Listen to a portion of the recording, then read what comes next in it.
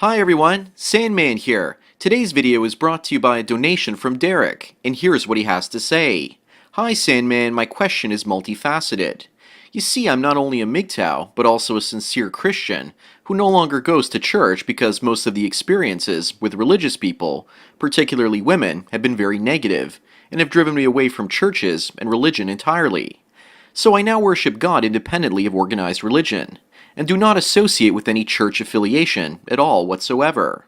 Also, I've all but given up on finding a good Christian Nawalt. If there is one thing that makes me angry, it's religious mangina pastors telling me that I should only marry a Christian woman when none of them seem to exist. The only thing that makes me more angry than that is that the modern churches act as though lust and pleasure are worse than murder. Honestly, a bad boy who just got out of jail has a better chance with the pastor's daughter than a good guy in the church. The way I interpret the Bible, I can be a Christian and a MGTOW at the same time. To me, the Bible and MGTOW teach many of the same things when it comes to women. The Bible does not paint women in a good light, and warns men of their evil and deceptive ways. While Nawalts do exist in the Bible, they're often very, very rare.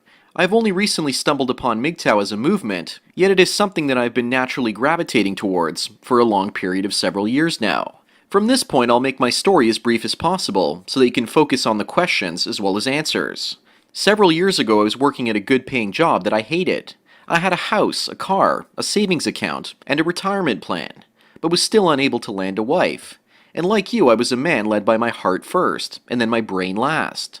Girls that were supposed to be my friends, and even guy friends, and family members tried shaming me by calling me shallow, and telling me that all I cared about was looks. Nothing could have been further from the truth at that point.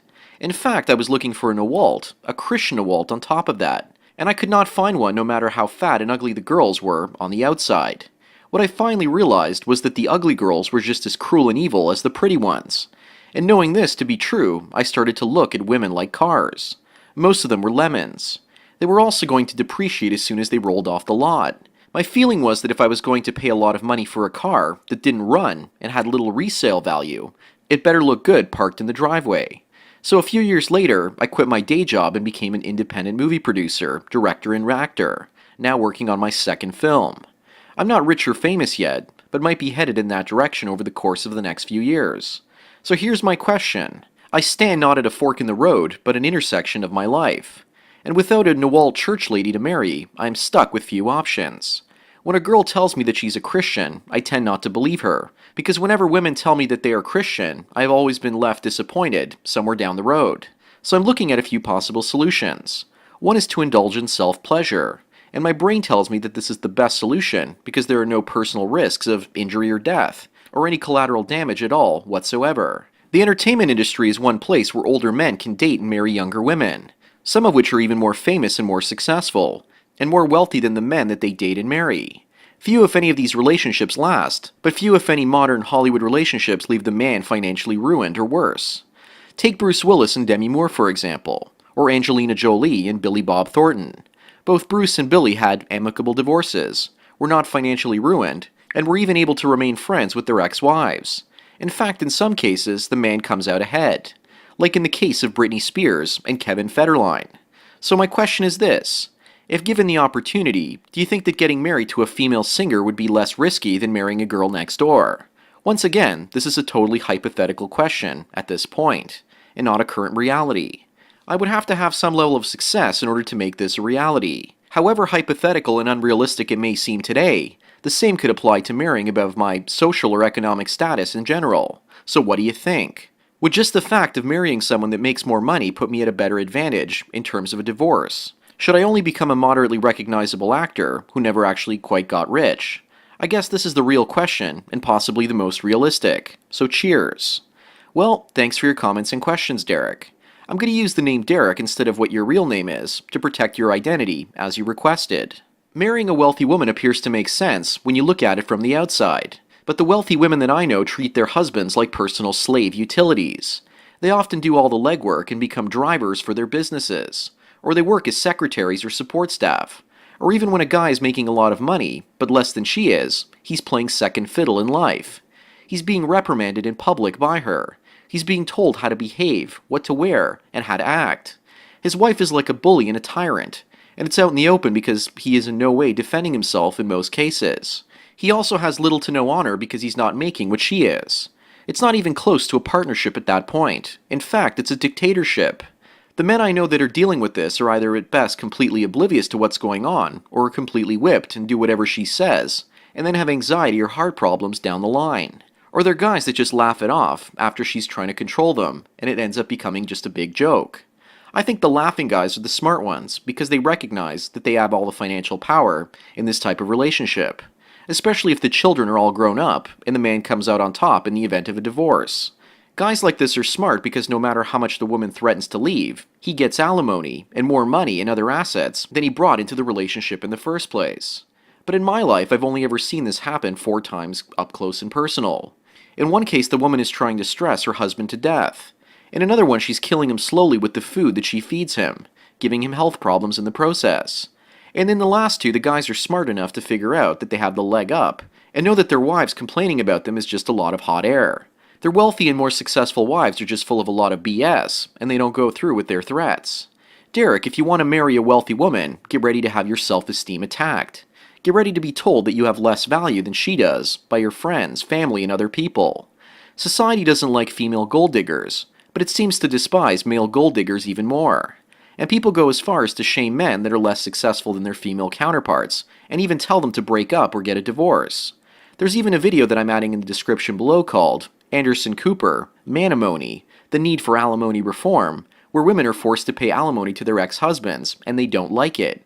And Anderson Cooper almost goes as far as to shame men that are taking alimony money from women. Most women are smart enough to recognize that getting together with a less successful man leaves them vulnerable in case of a divorce. Women want to feel safe and protected in most cases, instead of actually having to protect themselves. And wealthy women don't usually marry guys with less means.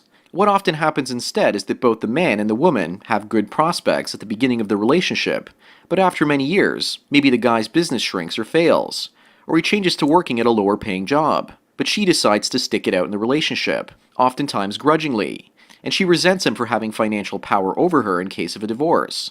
She didn't plan this out this way, and it's just happened.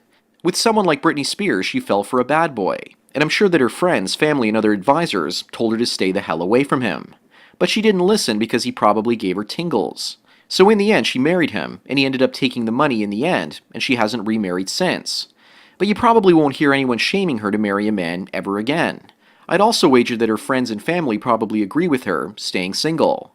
But a divorced man, on the other hand, is often encouraged to tie the knot yet again. I'm sorry to say this, Derek, but unless you're actually a bad boy type, and who knows, maybe you are, it's often difficult to land that wealthy woman that you seek. I would focus on your own film career, but also be realistic about it. Pick up as many marketable skills that you can get, because if you don't make it in the industry, you can probably work doing something else. Sometimes when a guy doesn't succeed at his dreams, he often picks up other skills that help him out in the future. All I'm trying to say is, don't count your chickens before they hatch. And I'm sure that everyone will also agree with me when I say to stay away from the Christian girls. But marrying a successful female pop star would certainly be a lot less risky, but I think that she would completely drive you mad. The best example of this I know is Madonna and Guy Ritchie. After their divorce in 2008, Guy Ritchie said that Madonna was too demanding, and that he couldn't actually be in a relationship with her. And apparently her half-day workouts left her too tired for intimacy later in the evening. The age difference between the couple was 10 years, with him being the younger one. So I totally believe what was going on and what was said. And the two were working all of the time, and didn't really seem to have much time for each other. Derek, take this relationship as a real-life example of the hypothetical scenario that keeps playing out in your mind. I guarantee you that it's not going to end well if you get involved in it. I also believe that I briefly read a quote by Guy Ritchie years ago, where he said something along the lines of, the marriage was too difficult, because he was with Madonna and she was too demanding. And I don't think anyone has trouble believing what he said. And just in time for this video, about 3 weeks ago an article came out called, Madonna Felt Incarcerated by Guy Ritchie During Their Marriage. And Madonna reveals all in the Sun UK interview. Madonna said that she had made many sacrifices that affected her career. But why did it take 7 years for Madonna to talk about this? And if you look at the comments section below the article, you'll notice that most guys think that Guy Ritchie was beaten down by her, and that she was quite forceful. But he still got away with an $80 million settlement from her. And it's also true that he probably wouldn't have the life that he has today without marrying her in the first place. I guess he did get ahead for marrying a pop star. But he probably ended up paying a price with the 7.5-year relationship with her. And God knows how much it probably shortened his lifespan. So Derek, by all means, maybe in 10 years get together with some washed-out pop star past her prime in order to cash in. Or if you're even luckier, like Kevin Federline, you can get someone like Britney Spears instead. Someone that's young and inexperienced to know the difference. When there's an enormous amount of wealth and couples divorce, they don't usually notice a great difference in their lives. Divorce destroys those at the bottom of the pyramid far more than it does those at the top. So hopefully that gives you a new perspective and some new insights. So thank you again, Derek, for your donation.